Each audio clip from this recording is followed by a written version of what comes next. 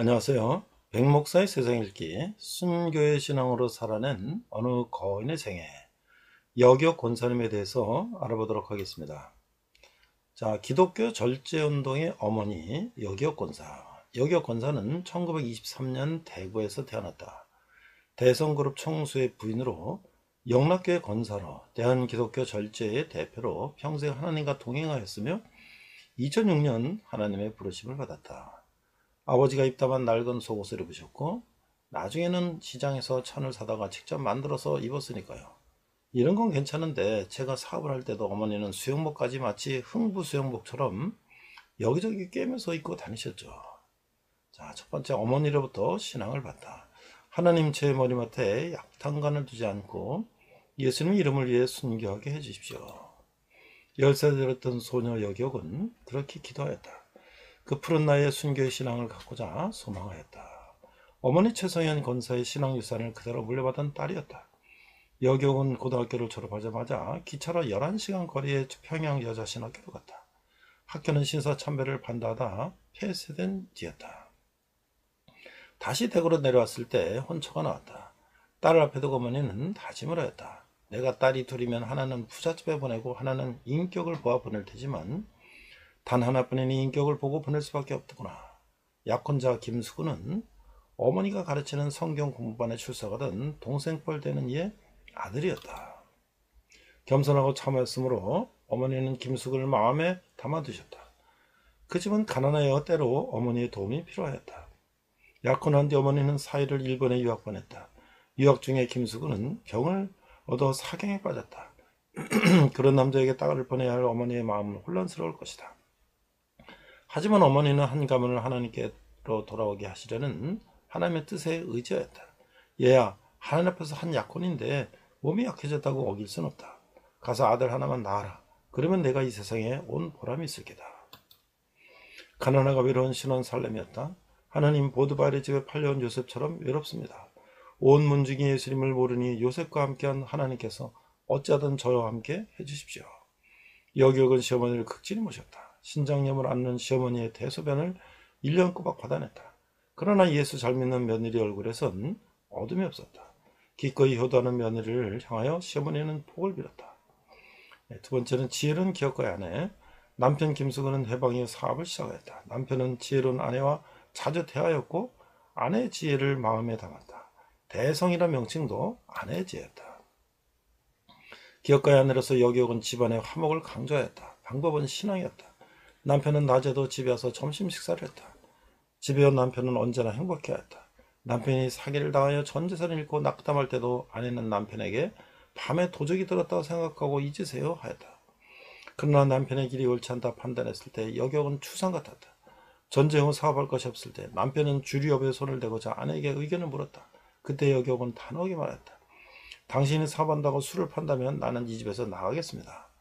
여기옥은 어느 날 같은 교회에서 신실하게 신앙생활하는 젊은 부인으로부터 안타까운 이야기를 들었다. 부인이 남편이 칠판을 만드는 기술이 있으나 성공하지 못하고 이리저리 떠들고 있었다. 모르면 모를까 알면서도 도울 수 있는 일을 회피하는 일이 없던 여기옥은 남편을 찾아가 제안했다. 여보, 칠판 공장을 하나 열면 안 될까요? 남편도 허락하여 연탄 공장 한쪽에 칠판 공장을 열었다. 어찌 보면 하나님의 세미한 음성이었을 텐데 여기옥은 순종하였다. 칠판을 만들어 창고에 쌓아뒀을 때 전쟁이 났고 창고문을 잠가둔 채 부산으로 피난을 떠났다. 수복 후 돌아와 보니 창고의 칠판이 그대로 남아있었다. 학교마다 칠판이 필요할 때 유일하게 물품을 댈 수 있었다. 칠판을 팔아 남긴 돈이 훗날 대성그룹의 소중한 밑거름이 되었다. 세상에는 언제나 그러하였다. 둘째, 김종주 교수, 연세대학교 신학과 교수님인데요. 이런 교훈을 평생 마음에 새기며 살았다고 한다. 믿는 자들은 하나님의 인도하심을 따라 삽니다. 우리는 모르지요. 대성연탄도 그랬습니다. 아버지가 구공탄을 찍고 있을 때 이승만 박정희 대통령이 삼목한을 강조하여 벌목을 금하였으므로 뗄감이 없어지자 자연스럽게 연탄 수요가 늘었던 것이죠. 대성연탄이 성장하게 된 계기는 바로 그것입니다. 대성그룹은 연료계통의 사업을 전문적으로 취급하는 기업으로 성장하였다. 프로판가스, 석유사업, 도시가스 등을 인수하였고 마침내 재계서열 10위권에 오르기까지 되었다. 세 번째는요, 절제운동의 어머니로 살다. 하나님, 제가 하나님 앞에서 순교하려고 기도했는데 어찌 안락한 가정주부인으로 안 죽어있습니까? 여기오고 몰라 있었다. 그러나 어느 날 집에 도둑이 들었고 밤새 집안은 텅 비어버렸다. 남편도 없던 그날 아침 여기오곤 아이들 앞에서 말했다. 우리 집은 아버지가 사업을 잘하시고 엄마는 신앙생활 잘하니 너희들이 지상 나월에서 사는 것이나 다름없지 않느냐. 그러나 지난밤에 물건을 가져간 그 사람은 얼마나 가난하게 이런 일을 했겠느냐. 누가 이런 사람들을 구할 수 있겠느냐. 우리가 그 일을 하겠습니다. 그러냐? 그러면 우리는 잃은 것보다 얻는 게 많다. 여기온 아이들과 감사의 기도를 드렸다. 마가의 다락방 같았다고 여기온 권사는 간증하였다. 그때 이웃사는 박집사라는 친구가 소문을 듣고 양치하다 말고 바가지까지 든 채 위로하러 들어왔다가 감사하는 여기온을 보면서 함께 은혜를 받고 바가지를 머리에 얹은 채 춤을 췄다. 박집사는 이렇게 돼서 감사하는 신앙을 보다니 오늘처럼 기쁜 날은 처음이야 하였다. 여기온 그 전에서 박집사를 설득하였다. 우리 같은 사람이 문을 닫고 사니 결국 사람들이 밤에 몰려와서 가져가는 것 아니겠습니까? 이제 우리가 주머니를 풀고 선한 일 합시다. 이렇게 시작한 구제의 일을 바울과 바나바처럼 40년 동안 박집사와 함께했다. 먼저 다리 밑에 살던 고아들을 품었다. 전쟁호라 고아들이 넘쳐났다. 초등학교만 졸업하면 고원에서 내보내고 그들은 다리 밑에서 살며 구두닦기를 하든가 도둑질을 하였다. 그들을 위해 학교를 세우고 장학금을 주었으며 예배를 드렸다. 교도소를 찾아가 양식을 나누고 예배를 드렸다. 순수했던 아이들은 변화했고 그들 가운데 많은 수가 독립하여 내로라는 삶을 살고 있다. 그러면서 여기 권사는 기독교 여자 절제 운동에 참여하기 시작했다. 무엇보다 금주와 금연을 폐가 만국의 원리로 봤으므로 그 일에 헌신의 힘을 쏟았다. 서울에 이사 온 이후로는 서울에서도 그 일을 계속하였다. 서울역 앞에 작은 공간을 만들고 시골에서 서울로 온 여성들이 율락녀로 빠지는 것을 막느라 애를 썼다. 여기옥 권사는 남편의 반대를 무릅쓰고 사회운동에 나섰다. 그러니 생활비를 아껴했고 시간을 아껴했다. 그렇게 절제하여 대구와 서울의 절제관을 건축하였다. 여기옥 권사에게 그것은 곧 순교의 삶을 살아내는 신앙이었다. 네 번째는요, 삶으로 지켜낸 순교신앙. 서울의 절제관을 건축하기에 여기옥 권사는 더욱 검소하게 살아야 했다. 그때 일을 남매들은 잊지 못한다. 둘째, 김종주 교수는 그때는 이렇게 기억하였다. 계란 하나 제대로 못 먹었습니다. 여성이 건축한다는 게 쉬운 일이 아니죠. 아버지 몰래 하셨으므로 더 힘들었습니다. 생일에도 우리는 미역국 한 그릇이 전부였습니다. 어머니는 우리는 매일 생일이다라며 생일 선물을 하나님께 바치자 하셨습니다. 이 셋째, 김성주 대표, 이 성주그룹, 이 여러 명품 가방이나 이런 패션을 하시는 분인데요. 전에 대한적십사 회장도 하셨죠. 기억이 또렷하였다. 어머니는 아버지가 주신 돈으로 이웃을 돕는 데 썼습니다. 그런 아이들에게 좋은 옷을 입힐 수 없었죠. 우리는 늘 시장 물건을 사고 사더라도 큰 옷 사서 오래 입도록 하였습니다. 시멀도 다 떨어지면 바꿔주었죠. 저는 막내였으므로 언니들의 옷을 물려받았죠. 그것을 제가 새 옷을 입고 싶어 패션 비즈니스 하는지 모르겠습니다. 하지만 어느부터 철저하게 검소한 생활을 하였으니 뭐라 말도 못했죠. 아버지가 입다만 낡은 속옷을 입으셨고 나중에는 시장에서 천을 사다가 직접 만들어서 입었으니까요. 그런 거 괜찮은데 제가 사업을 할 때 어머니는 수영복같이 마치 흥부 수영복처럼 여기저기 꿰매서 입고 다니셨죠. 여기옥 권사의 검소한 생활 태도는 두고두고 많은 이들에게 큰 가르침을 남았다. 여기옥 권사로부터 장학금을 받고 공부한 한 목회자는 이렇게 고백했다. 권사님을 보면서 부자들은 생각을 달리했습니다. 전에는 부자들은 그저 여윳돈으로 구제하는 것이라 여겼는데 그렇게 생활하며 아낀 돈으로 내가 학교를 다녔구나 생각하니 가슴이 뭉클해지더라고요. 아들 김영훈 회장, 대성그룹 회장의 고백이다. 어머니는 한 번도 악인의 길을 쫓지 않았습니다. 언제나 하나님의 지혜를 구하신 분입니다. 죄인의 길에 서신 걸 본 적이 없습니다. 죄를 통해 무엇을 이루신다는 생각조차 하지 않은 분입니다. 저는 그런 어머니를 통해 우리 가운데 임한 하나님 나라를 보았고 하나님 나라의 삶을 살았습니다. 이상 아름다운 동행에 나온 기사를 인용했습니다. 백목사의 세상 읽기 여기옥 권사님 편이었습니다. 네, 오늘은 고린도전서 5번째 시간으로서 그 중에 제일은 사랑이라 이런 제목으로 말씀을 나누겠습니다. 오늘 또 부제목은요, 대한여성 절제를 창립하시고 회장으로 수고하셨던 여기옥 권사님에 대해서 알아보도록 하겠습니다. 먼저 본문은요, 고린도서 13장 13절 우리가 너무나 잘 아는 한 말씀이죠. 한글과 영어로 읽도록 하겠습니다. 자, 먼저 고린도 13장 13절 그런 적 믿음, 소망, 사랑 이 세 가지가 항상 있을 것인데 그 중에 제일은 사랑이라. 자, 영어로 NIV 성경으로 제가 준비를 했습니다. 한번 읽도록 하겠습니다. 자막을 읽도록 하겠습니다. And now these three remain, faith, hope, and love, but the greatest of these is love. 이렇게 돼 있어요.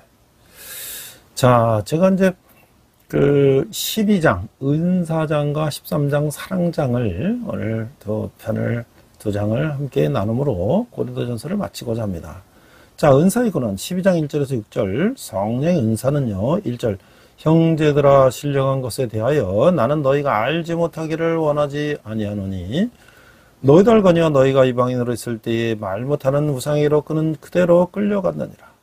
그러므로 내가 너에게 알리노니 하나님의 영으로 말하는 자는 누구든지 예수를 저주할자라 하지 아니하고 또 성령으로 아니하고는 누구든지 예수를 주시라 할 수 없느니라. 은사는 여러 가지나 성령은 같고 직분은 여러 가지나 주는 같으며 또 사역은 여러 가지나 모든 것을 모든 사람 가운데서 이루시는 하나님은 같으니. 자, 은사의 근원에 대해서 12장 1절 6절을 말씀하고 계시는데요. 자, 모든 은사의 근원은 하나님이신 거죠. 하나님. 고린도 교회는 성령의 은사가 풍성했지만 성도들은 하나 되지가 못했던 거예요.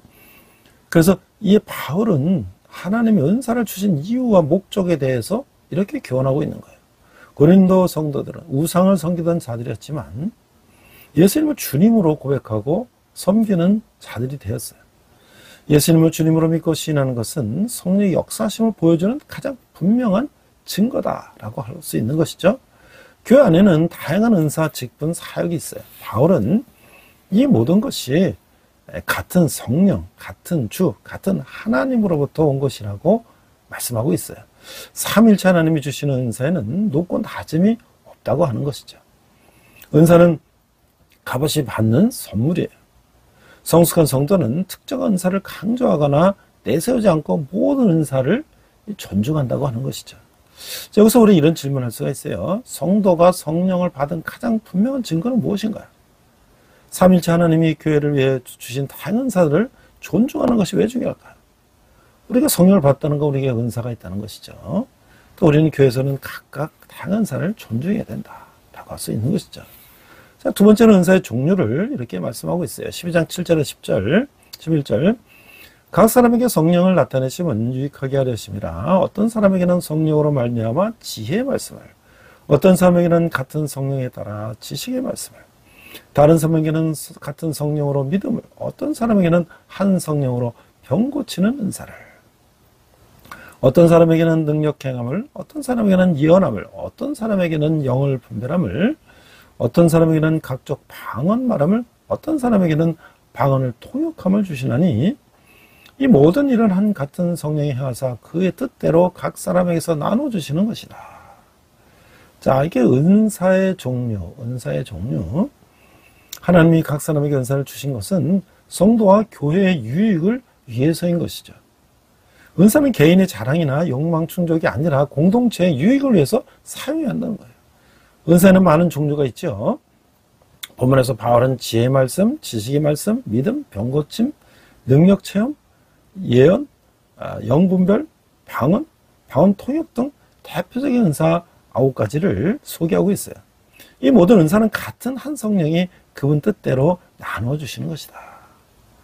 은사는 타성이 없고 따라서 우리는 받은 은사에 감사해야 한다는 것이죠. 성도는 자신의 은사를 하나님 뜻에 합당하게 사용하되 항상 그리스도의 몸된 교회의 유익을 우선시해야 된다라고 하는 것이죠. 또 여기서 우리는 질문을 할 수가 있어요. 하나님이 각 사람에게 은사를 주신 목적은 무엇일까요? 내가 받은 은사는 무엇이며 나는 그 은사를 어떻게 사용했나요? 우리가 교회 공동체를 위해서 각자에게 은사를 주셨다는 거죠. 그래서 내가 받은 은사는 가르치는 은사가 되잖아요. 그래서 그것을 교회에 덕이 되도록 있는 것이죠. 그래서 세 번째는 한 몸. 12장 12절에 13절인데 하나님의 몸과 많은 지체다. 12절 몸은 하나인데 많은 지체가 있고 몸의 지체가 많은 한 몸인가 같이 그리스도도 그러하니라. 우리가 유대인이나 헬라인이나 종이나 자연이나 다 한 성령으로 세례를 받아 한 몸이 되었고 또 한 성령을 마시게 하셨느니라. 자, 우리 몸은 많은 지체로 구성되어 있죠. 마찬가지로 그리스도의 몸인 교회에도 많은 지체가 있어요. 바울의 몸의 비유로 은사의 다양성과 통일성을 설명하는 것은 은사를 공동체적으로 사용함을 교훈하기 위해서 하고 있는 것이죠.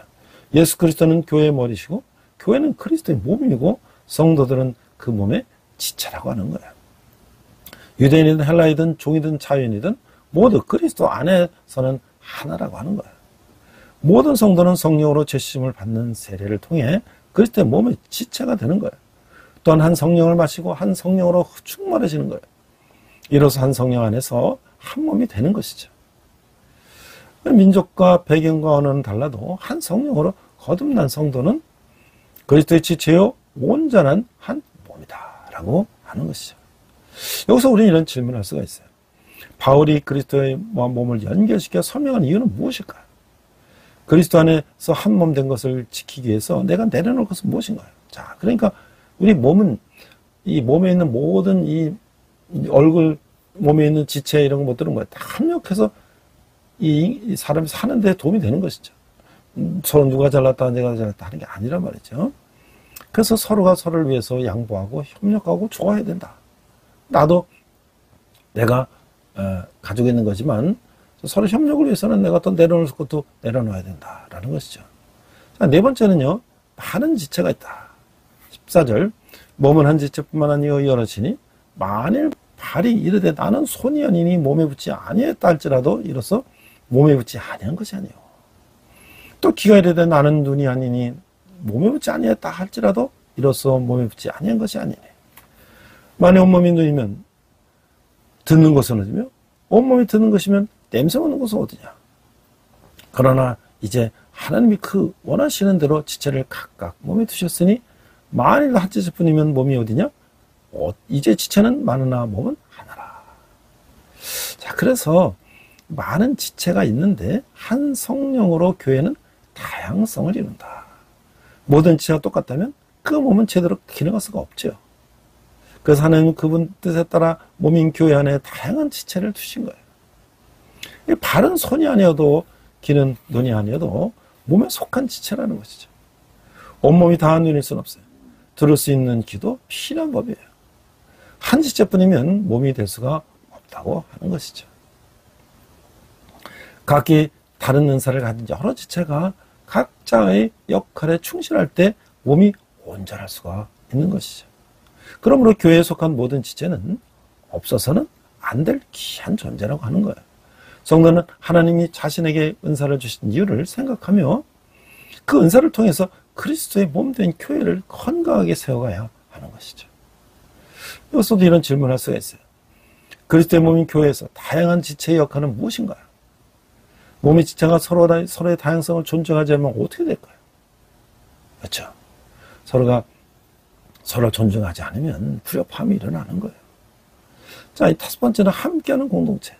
10장 21절에 26절 눈이 손들어 내가 너를 쓸 데가 없다 하거나 또한 머리가 발들어 내가 너를 쓸 데가 없다 하지 못하리라. 그뿐 아니라 더 약하게 보이는 몸의 지체가 도리어 요긴하고 우리가 몸에 덜 귀 여기는 것들을 더욱 귀한 것들로 입혀주며 우리의 아름다지 못한 지체는 더욱 아름다운 것으로 얻느니라. 오직 하나님이 몸을 고르게 하여 부족한 지체에게 귀중함을 다하사 몸 가운데서 분쟁이 없고 오직 여러 지체가 서로 같이 돌보게 하셨느니라. 만일 한 지체가 고통을 받으면 다른 지체가 함께 고통을 받고 한 지체가 영광을 받으면 모든 지체가 함께 즐거워하느니라. 그래서 이제 이 함께하는 공동체라는 것은 이 몸의 지체는 고통과 영광을 함께 나눈다고 하는 거예요. 눈이 손에게 머리가 발에게 너는 쓸데없다라고 말할 수가 없다는 거죠. 다른 지체와 비교하여 특정한 은사가 있다고 우월감을 갖거나 특정한 은사가 없다고 낙심하는 것은 그리스도의 몸을 이해하지 못하는 것이에요. 뛰어나 보여서 네 목을 그는 지체보다 약하게 보이는 지체가 도리어 요긴하다고 하는 거예요.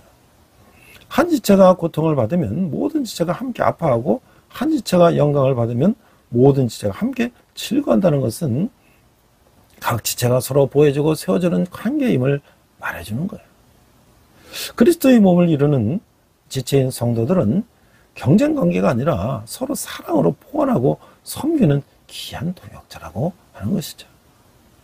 자, 우리는 질문할 수가 있어요. 하나님은 몸의 지체들이 어떻게 서로를 포원하게 하셨나요?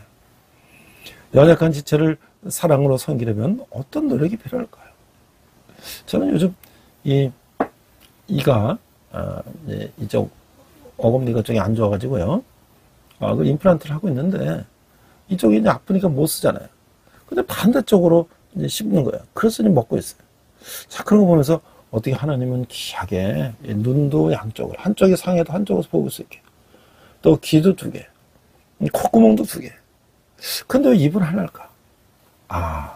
이 말은 적게 해도, 말은 못해도 살 수 있지만 듣고 보고 이 냄새 맡하는 거는 필요하구나. 그런 생각을 해봤어요. 자, 우리가 이제 다양한 방식의 섬김이 있는데요. 너희는 그리스도의 몸이요 지체의 각 부분이라. 하나님이 교회 중에 몇을 세우셨으니 첫째는 사도요, 둘째는 선지자요, 셋째는 교사요, 그 다음은 능력을 행하는 자요, 다음은 병 고치는 은사와 서로 돕는 것과 가르치는 다스린 것과 각종 방안을 말하는 것이라. 다 사도이겠느냐, 다 선지자이겠느냐, 다 교사이겠느냐, 다 능력을 행하는 자이겠느냐, 다 병 고치는 은사를 가진 자이겠느냐, 다 방안을 말하는 자이겠느냐, 다 통역하는 자이겠느냐. 너희는 더욱 큰 은사를 삼아라. 내가 또한 가장 좋은 길을 너에게 보이리라. 자, 이 다양한 방식의 섬김인데요. 직분과 은사는 섬김의 도구예요. 바울은 한 몸에 붙어있는 여러 지체의 비율을 은사와 직분에 적용하고 있어요. 사도, 선지자, 교사는 교회의 세 직분인데, 사도는 10제자와 이 바울을 가리키고, 선지자는 여러 가지 지역을 수리하면서 말씀을 전하는 사람들을 의미하죠. 교사는 오늘날에 목회자에 해당한다고 하는 거예요. 바울은 세 직분에 있어서 다양한 은사를 언급했는데, 이는 한 사람이 모든 은사를 가질 수 없으며 여러 사람이 다양한 은사를 가지고 상호 보완적으로 일해야 함을 알려주는 거예요. 바울은 더욱 큰 은사를 삼아라 라고 권면하고 있어요. 더욱 큰 은사는 사람들에게 더 유익한 은사를 의미하는 것이죠. 바울은 은사를 사용하는 최선의 길을 지시할 텐데 그것이 곧 사랑이라고 하는 거예요. 자, 이 마지막 이런 질문할 수 있어요. 하나님이 교회에 대한 다양한 직분과 은사를 주신 이유는 무엇일까요? 내게 주어진 직분과 은사는 무엇이며 나는 어떤 자세로 사역하나요?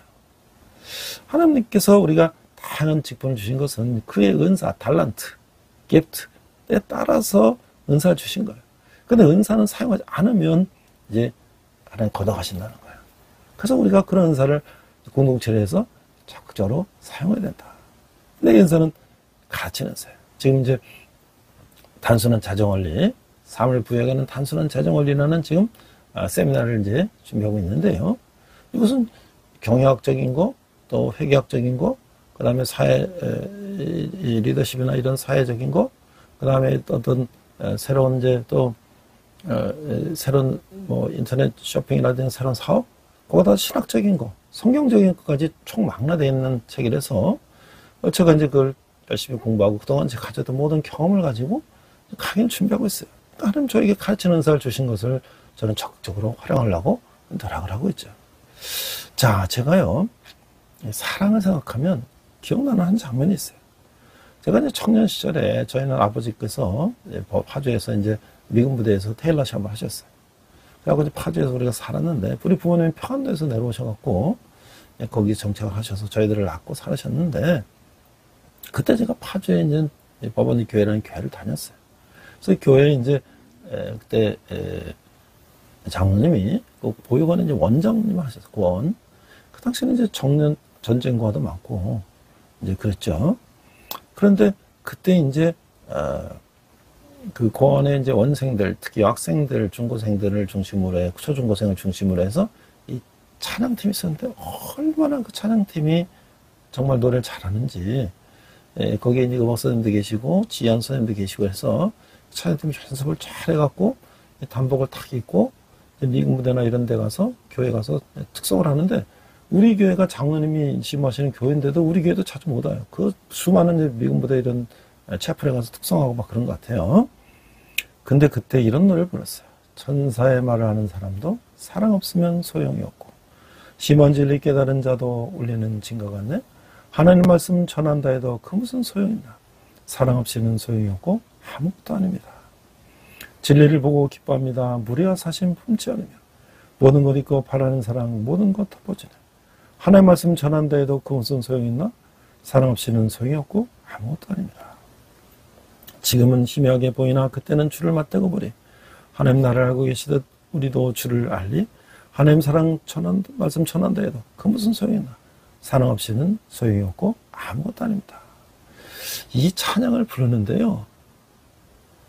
얼마나 이 천상의 목소리가 막 울려 퍼지는지 저는 그때 막 청년 시절에 막 구스킨이래 영어. 우리 닭살 막 소름이 막 쫙쫙 돋는 그런 경험을 했어요. 정말 이 소녀들이 정말 그 부모를 잃고 고아원에 살면서 그 연습을 해가지고 이 하나님 이 찬양을 할 때 정말 천사의 모습이 따로 없었어요. 자, 그런데 저희가 어렸을 때 이제 학교 다닐 때, 초등학교 다닐 때 보면 이 고아원 아이들이 참 어렵죠. 그 아이들이 항상 우리가 이제 봄 되면요. 날이 춥잖아요. 교실도 뭐 이제 불도 이제 안 떼고 그러면 춥잖아요. 항상 이 아이들이 그 화장실에 우리 그 바깥에 이제 화장실이 있지 않습니까? 지금은 다 실내 수세식이지만 그때는 바깥에 이제 재래식 화장실이 있을 텐데 그 화장실 벽 거기에 이렇게 쭉 서 있어요. 그래서 햇볕 쬐는 거예요. 봄 햇볕에서. 쉬는 시간마다, 점심시간마다. 그 애들은 쟤네 왜 저럴까? 나중에 생각해 보니까 이 냉방이 잘 안 되는 거야. 뭐 그 당시 뭐 다 형편이 어렵죠. 뭐 여러 가지 그 후원도 어렵고. 그래서 그 아이들이 냉방이 잘 안 되는 방에 추하게 자니까 그 몸을 녹이기 위해서 있는 거야. 그리고 그 아이들끼리 같이 다니고. 물론 이제 일반 아이들이 잘 이렇게 상대를 안 하는 것도 있지만 또 그 아이들이 또 어려우니까 또 단체로 막 애들을 이렇게 때리기도 하고 뭘 뺏기도 하고 뭐 그런 일도 있었어요. 물론 이제 착한 아이들이 더 많았죠. 자, 근데 제가 이제 청년 때 우리 청년부 회원들하고 같이 한번 제가 그 작년부터 얘기해서 고원을 한번 우리가 이제 신방하는 가봤어요. 처음 저도 이제 고원에 들어가 본 거죠. 그래서 고원 아들 같이 밥을 먹었어요. 고원 아들 식사 시간에 같이 밥을 먹었어요. 근데 밥이요, 보리밥, 우리 섞여 있는 밥인데 엄청 양은 많은데 딱딱해요. 밥이 이렇게 딱딱하지? 그 다음에 이제 국을 줬는데 국이 굉장히 짜요. 그리고 반찬 짠지 같은 것도 굉장히 짜요. 그래서 왜 이렇게 짜지? 아마 이 싱거운도 많이 먹으니까 양도 부족하니까 그러지 않았을까. 그 다음에 이제 또 애기들을 내가 이렇게 안아봤어요. 그런데 한두 살 정도 됐을까? 그 아이를 안아봤는데 이제 한 1분, 2분 뭐 몇 분 이렇게 하다가 이제 내려오니까 안 떨어지는 거예요. 막 날 붙들고 안 떨어지는 거예요. 이거 왜 이러지? 왜 이러지? 근데 제가 순간 느꼈어요. 제가 총각이었는데 그때 느꼈어요. 얘가 정이 굶주렸구나. 이 고아 아이들이 엄청 많은데 선생님도 일일이 다 안아줄 수가 없잖아요. 바쁘니까. 그런데 분에 안겨가지고 떨어지지 않는 걸 보면서 얘들이 정이 굶주렸구나. 그런 것도 느꼈고요. 그러나 하나님의 그 사랑, 그들이 불의 환경 가운데도 그 천사의 목소리를 내면서 그 미국보다 교회마다 다니면서 찬양하는 그런 모습을 들으면서 정말 얼마나 하나님의 사랑이 정말 귀한가. 아마 그때 소녀들이 제가 청년 때고 그때 한 뭐 10대들이었으니까 지금 또 50대 이제 다 60대가 됐을 텐데 참 그 어려운 가운데도 하나님의 사랑을 노래하고 그런 소녀들의 이 천사의 목소리를 저는 지금도 잊을 수가 없어요. 그게 바로 뭐야? 사랑이라는 사랑. 자, 그래서 이제 13장을 우리가 사랑장이라고 하죠. 내가 사람의 방언과 천사의 말할지라도 사랑이 없으면 소리나는 구리와 울리는 꽹과리가 되고 내가 예언하는 능력이 있어 모든 비밀과 모든 지식을 알고 또 산을 옮길 만한 모든 믿음이 있을지라도 사랑이 없으면 내가 아무것도 아니에요. 내가 내게 있는 모든 것으로 구제하고 내 몸을 불살하게 내줄지라도 사랑이 없으면 내게 아무 얘기 없느니라. 이게 바로 사랑장이죠. 사랑이 없으면 은사의 본질은 뭘까요? 우리가 통역하고 뭐하고 뭐 가르치고 다는데 그 근본 바탕은 뭐예요? 사랑이라고 하는 거. 사랑. 바울은 방언, 예언, 믿음, 능력, 구제, 희생 등을 언급하면서도 사랑이 없으면 어떤 은사라도 유익이 없음을 강조하고 있는 거예요. 고린도 교회는 모든 언변과 지식과 은사가 충만했지만 사랑이 부족했기에 분쟁이 있었다고 하는 거예요. 이 바울은 신비스러운 방언과 천사의 말을 한다 해도 모든 비밀과 모든 지식을 깨닫고 하나의 말씀을 전한다 해도 엄청난 이적을 일으키는 믿음이 있다 해도 자신이 가진 모든 것을 나누어 구제하고 자신의 몸을 불살라 희생한다 해도 사랑이 없으면 무익하다고 말하고 있는 거예요. 사랑이 없으면 아무것도 아니에요.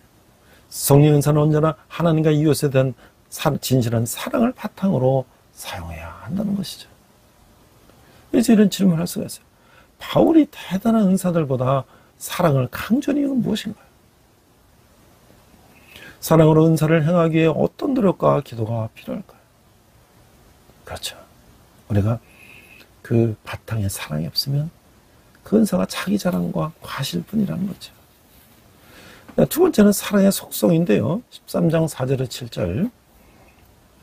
사랑은 오래 참고 사랑은 온유하며 시기하지 아니하며 사랑은 자랑하지 아니하며 교만하지 아니하며 무례히 행하지 아니하며 자기의 유익을 구하지 아니하며 썩내지 아니하며 악한 것을 생각하지 아니하며 불의를 기뻐하지 아니하며 진리와 함께 기뻐하고 모든 것을 참으며 모든 것을 믿으며 모든 것을 바라며 모든 것을 견디느니라. 사랑의 속성이에요. 사랑의 속성. 바울은 사랑의 속성을 열거하고 있어요. 처음 두 가지는 오래 참고와 온유하면은 적극적인 묘사예요. 예수님이 본을 보이신 대표적 성품을 나타내고 있어요.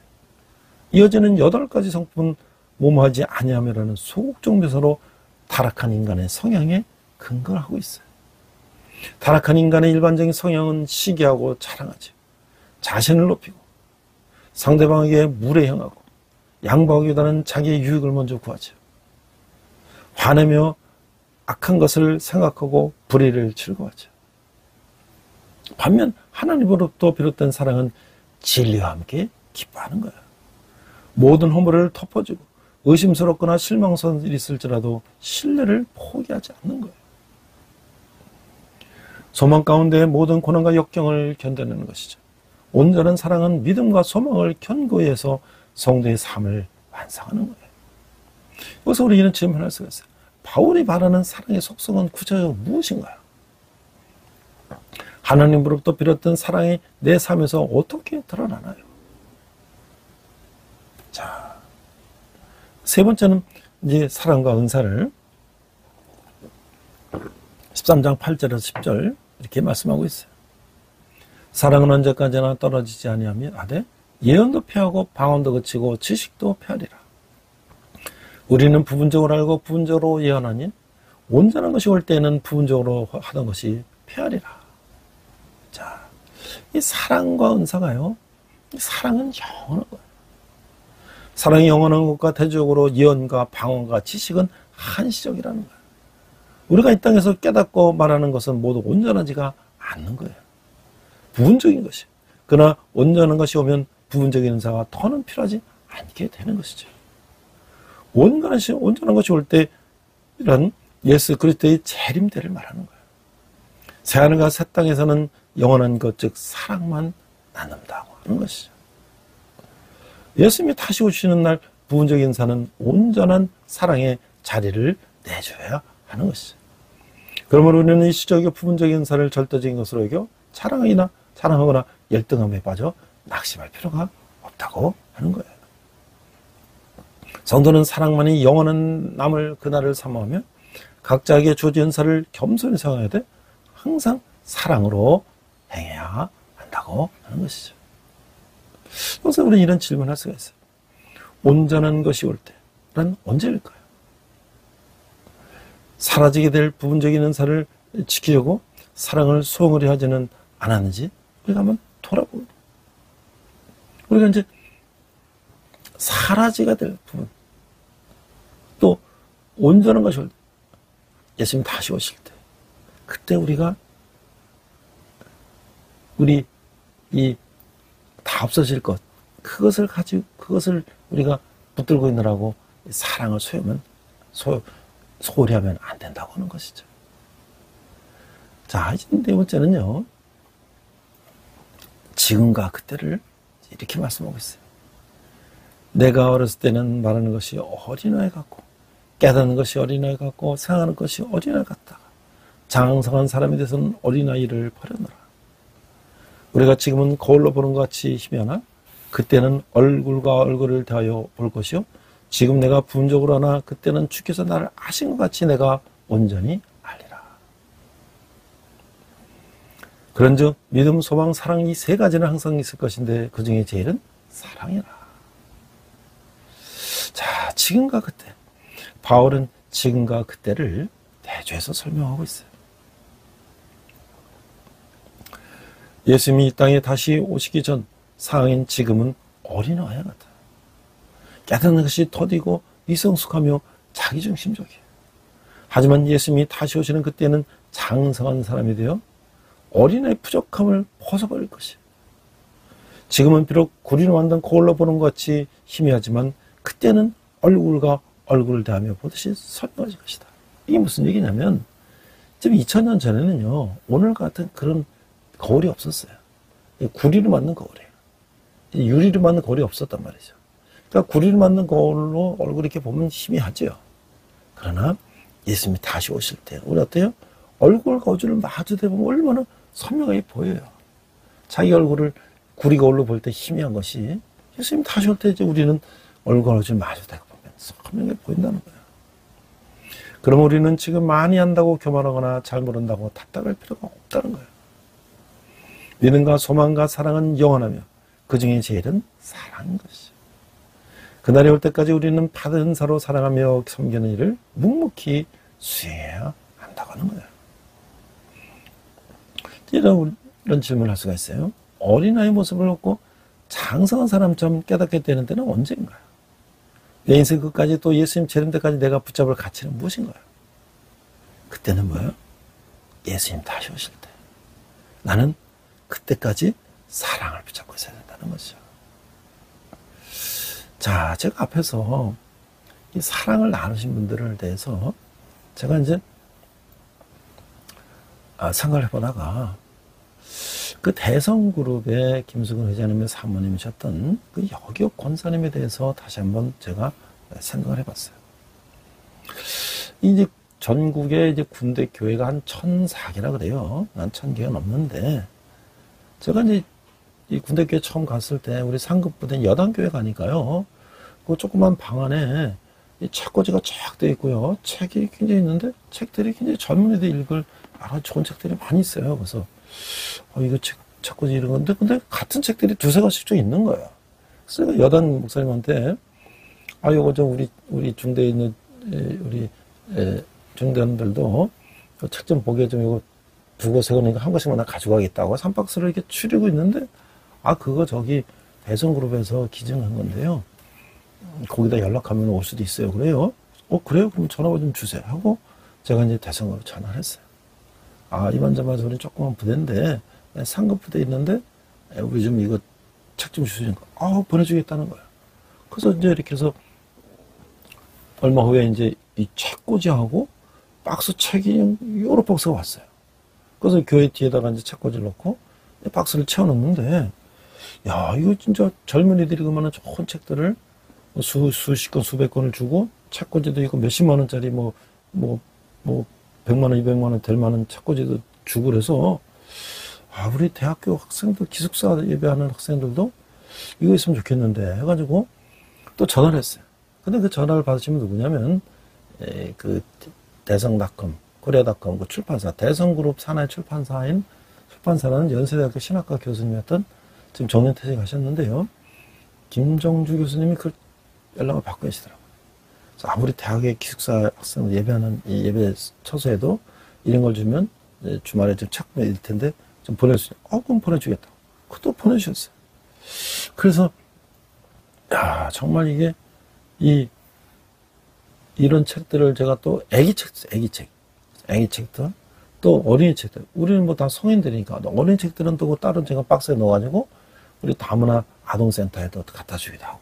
근데 그래서 어떻게 이렇게 이런 걸 하실까 하고 봤더니 그 책 박스 안에 이렇게 노란 표지가 편지가 들어있어요. 뭐라고 되어 있냐면 그 대성그룹에서 이 책을 기증하는 것은 국군 장병들이 술이나 담배 같은 걸 좀 절제하고 책을 읽고 이렇게 교양을 높여서 이렇게 살면 좋겠다라는 그 편지가 있는 거예요. 그 편지는 우리 여기옥 권사님의 유지를 받들어서 이런 걸 한다는 거예요. 야, 그래서 2006년에 권사님이 돌아가셨는데 그 이후에 이제 이런 사업들을 하는 거야. 근데 제가 이제 나중에 그 연세대학교 이제 그 교목실에 계셨던 목사님 통해서 김정주 교수님이 이제 정년퇴직 음식을 하는 행사가 있다 그래서 제가 갔어요. 가서 같이 김영주, 김정주, 그때 김성주 이제 따님은 안 왔는데 그분들 같이 또 지인들하고 같이 연세대학교 그 식당에서 식사를 하면서 감사의 뜻을 표했고 이제 그 축하대회를 벌였는데요. 그분들이 어떻게 해서 그런 사업을 하셨나? 이 대성그룹의 자녀들이 어머니의 유지를 받들어서 절제를 위한 도서기적 사업을 하고 있다는 거예요. 근데 그것은 평생 절제와 나눔을 실천한 그 여기옥 권사님. 1923년에서 2006년에 돌아가셨는 권사님의 삶을 담은 다큐멘터리 사랑은 오래 참고라는 게 그때 제작이 돼가지고 이제 그게 이제 출판이 됐어요. 이 DVD로. 그래서 이 세 딸이 절제와 나눔의 삶을 실천한 어머니를 추모하기 위해서 만든 것이다. 이 다큐멘터리는 가난한 가정으로 시집간 한 여성이 하나님의 말씀에 의지해서 아름다운 복을 받는 과정을 세밀하고 흥미롭게 보여주고 있어요. 배우가 재현한 다큐멘터리의 진가는 이 권사님이 아브라함의 복을 받는 데서 끝나지 않고 이웃사랑을 실천하는 데서 더욱 빛나는 거 있어요. 이 권사님은 대성그룹 창업주고 김수근 회장의 부인으로서 남편의 사업이 재계서열 10위권에 드는 기업으로 성장시키는데 기여를 했고 3남 3녀의 자녀들을 신앙으로 양육을 했어요. 자녀들은 재계와 학계에서 활발하게 활동하고 있고 그런 생전에 사람이 한 번 죽는 것은 당연한 일인데 약탄간에 머리를 두고 죽는 것보다 주님에서 숭배하는 사람이 되게 해달라고 기도했다는 거예요. 이런 신념으로 살아온 이 여권사님이 생활비의 80%를 떼서 매년 50명의 장학생을 기원했고 수많은 선교사와 목회자를 후원했어요. 또 매년 금주 금연 캠페인을 벌이며 청소년들에게 술, 담배, 마약의 해독을 가르쳤고 교도소 전도, 유언 사역, 장사업을 해왔어요. 이 김영주 이 장녀인데요. 이분은 이 화가예요, 화가. 미대를 가서 화가인데 이분이 코리아닷컴 출판사 부회장이시고 김정주 이분이 연세대 신학과 교수인데 이제 정년퇴직하셨어요. 그 다음에 이제 성주그룹, 김성주, 성주그룹 그 MCM 가방이라는 거 뭐 패션 의류 있잖아요. 이 성주그룹 회장인데 이 등은 세 딸은 이 여원사를 절제와 나눔의 어머니로 기억하고 있어요. 매년 수입의 30%를 사회에 기반한 김성주 회장은 어머니의 사랑과 절제의 정신을 삶부터에 보여줬다. 라고 말했어요. 7남매 중 막내였던 저는 대학에 갈 때까지 언니들이 입던 옷을 물려받아 입었어요. 큰 신발을 사주셔서 맞을 때가 되면 다 떨어져서 신을 수 없게 될 정도였죠. 살림을 위해 쓸 돈을 아껴서 가난한 이웃을 살피셨던 어머니의 정신은 저희들 가슴속에 숨쉬고 있습니다. 김영주 부회장은 어머니는 사과에 안 했지만 얼굴에 분 한 번 바르지 않고 속옷도 기어입으며 근검절약하는 절제운동에 앞장섰다고 말했어요. 김종주 교수는 어머니는 나누는 삶이 얼마나 큰 긍정적인 변화를 일으키는지를 몸소 보셨다고 말했어요. 서울역 앞에 대한기독교 여자 절제의 건물을 세워서 무작정 상경하는 시골 처녀들이 더 나쁜 길로 빠지는 것을 막고 보살피는 일에 평생을 헌신하셨다는 거예요. 한편 사랑으로 참고는 순교자 주기철 손양원 목사 등의 영화 다큐멘터리를 제작해서 온 그 권순도 감독이 맡아서 이제 만들었다는 거예요. 인간은 하나님의 사랑을 받는 존재로 창조됐습니다. 인간의 죄로 인해 타락한 후에도 하나님의 사랑은 변함이 없었어요. 이 사랑이 예수 그리스도의 십자가로 나타났어요. 인간의 불행한 것은 그 사랑을 알지 못하기 때문에, 이 사랑을 경험하지 못하기 때문에 죄의 노예로 살아가는 거예요. 실패하고 연약한 내 모습 그대로 하나님이 받아주신다는 사실을 인정할 때 하나님의 놀라운 사랑이 내 영혼 속으로 흘러들어오는 거예요.